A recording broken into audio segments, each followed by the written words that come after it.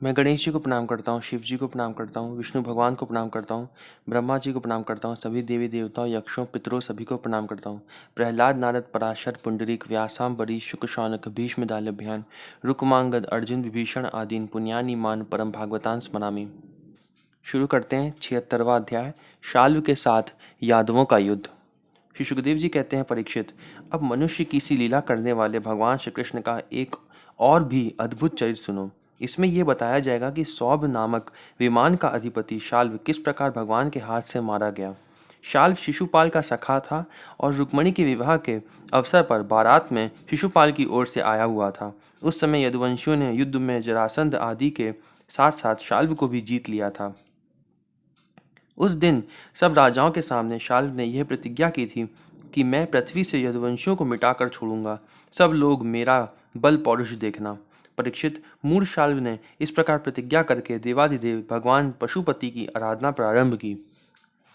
वह उन दिनों दिन में केवल एक बार मुट्ठी भर राख फाँक लिया करता था। यूं तो पार्वतीपति भगवान शंकर आशुतोष हैं, ऑर्डर दानी है, फिर भी वह शाल्व का घोर संकल्प जानकर 1 वर्ष के बाद प्रसन्न हुए। आशुतोष का अर्थ होता है जो जल्दी प्रसन्न हो जाते हैं, इसलिए शिवजी को आशुतोष कहते हैं।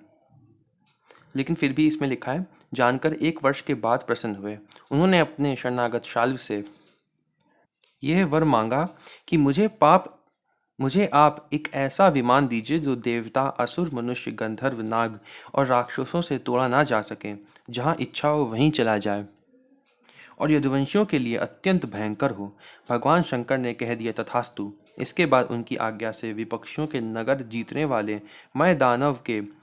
मय दानव ने लोहे का सौभ नामक विमान बनाया और शाल्व को दे दिया।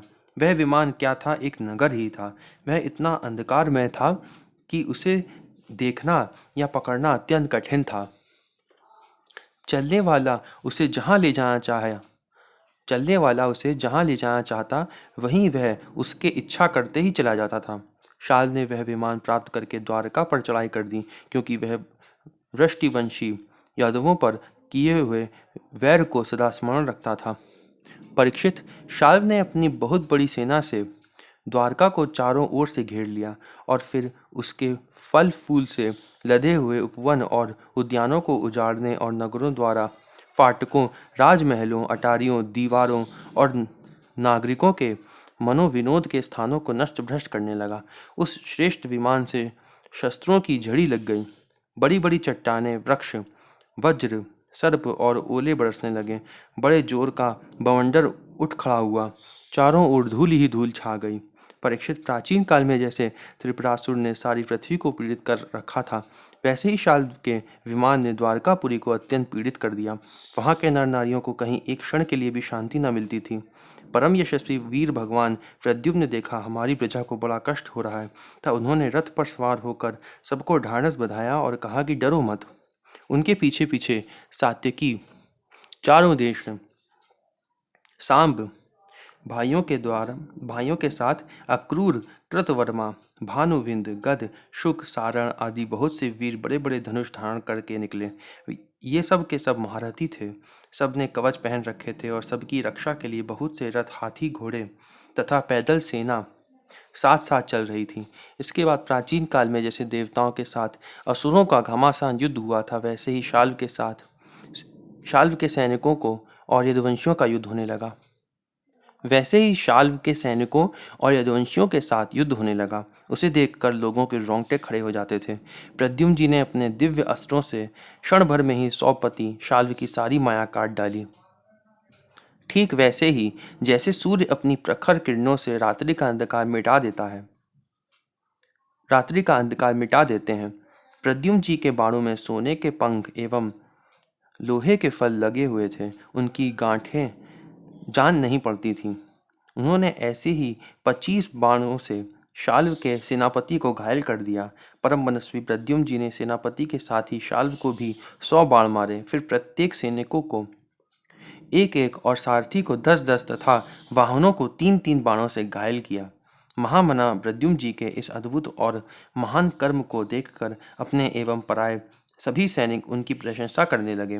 परीक्षित, मैं दानव का बनाया हुआ शाल्व का वह विमान अत्यंत मायामय था। वह इतना विचित्र था कि कभी अनेक रूपों में दिखता तो कभी एक रूप में, कभी दिखता तो कभी नहीं भी दिखता। यदुवंशियों को इस बात का पता ही न चलता कि वह इस समय कहाँ है। वह कभी पृथ्वी पर आ जाता तो कभी आकाश में उड़ने लगता, कभी पहाड़ की चोटी पर चढ़ जाता तो कभी जल में तैरने लगता।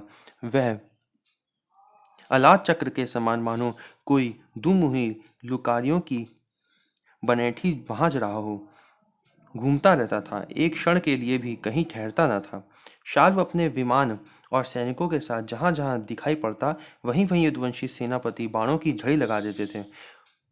उनके बाण सूर्य और अग्नि के समान जलते हुए तथा विषैले सांप की तरह असह्य होते थे। उनसे शाल्व का नगराकार विमान और सेना अत्यंत पीड़ित हो गई। यहाँ तक यदुवंशियों के बाणों से शाल्व स्वयं मूर्छित हो गया। परीक्षित, शाल्व के सेनापतियों ने भी यदुवंशियों पर खूब शस्त्रों की वर्षा कर रखी थी। इससे वे अत्यंत पीड़ित थे, परंतु उन्होंने अपना अपना मोर्चा छोड़ा नहीं। वे सोचते थे कि मरेंगे तो परलोक बनेगा और जीतेंगे तो विजय की प्राप्ति होगी। परीक्षित, शाल्व के मंत्री का नाम था द्युमान, जिसे पहले प्रद्युम्न जी ने 25 बाण मारे थे। वह बहुत बली था। उसने झपट कर प्रद्युम्न जी पर अपनी फौलादी गदा से बड़े जोर से प्रहार किया और मार लिया कहकर गरजने लगा। परीक्षित, गदा की चोट से शत्रुदमन प्रद्युम्न जी का वक्षस्थल फट सा गया। दारुक का पुत्र उनका रथ हाँक रहा था। वह सारथी धर्म के अनुसार उन्हें रणभूमि से हटा ले गया। दो घड़ी में प्रद्युम्न जी की मूर्छा टूटी। तब उन्होंने सारथी से कहा, सारथे, तूने ये बहुत बुरा किया। हाय हाय, तू मुझे रणभूमि से हटा लाया। सूत, हमने ऐसा कभी नहीं सुना कि हमारे वंश का कोई भी वीर कभी रणभूमि छोड़कर अलग हट गया हो। यह कलंक का टीका तो केवल मेरे ही सिर लगा। सचमुच सूत, तू कायर है, नपुंसक है।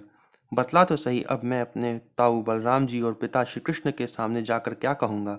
अब तो सब लोग यही कहेंगे ना कि मैं युद्ध से भग गया। उनके पूछने पर मैं अपने अनुरूप क्या उत्तर दे सकूँगा। मेरी भाभियाँ हंसती हुई मुझसे साफ साफ पूछेंगी कि कहो वीर, तुम नपुंसक कब से हो गए। दूसरों ने युद्ध में तुम्हें नीचा कैसे दिखा दिया। सूत, अवश्य ही तुमने मुझे रणभूमि से भगाकर अक्षम्य अपराध किया है। सारथी ने कहा, आयुष्मान, मैंने जो कुछ किया है सारथी का धर्म समझकर ही किया है। मेरे समर्थ स्वामी, युद्ध का ऐसा धर्म है कि संकट पड़ने पर सारथी रथी की रक्षा कर ले और रथी सारथी की। इस धर्म को समझते हुए ही मैंने आपको रणभूमि से हटाया है।